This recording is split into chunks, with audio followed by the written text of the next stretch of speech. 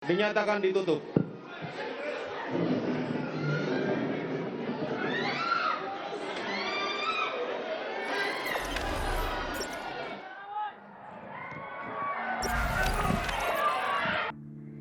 Detik-detik Baradae divonis 1 tahun 6 bulan, ruang peradilan rusuh.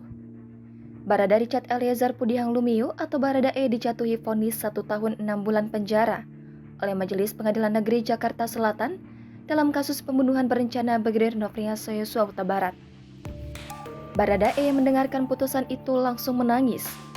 Reaksi Baradae beberapa kali menarik nafas kencang usai dijatuhkan vonis hukuman.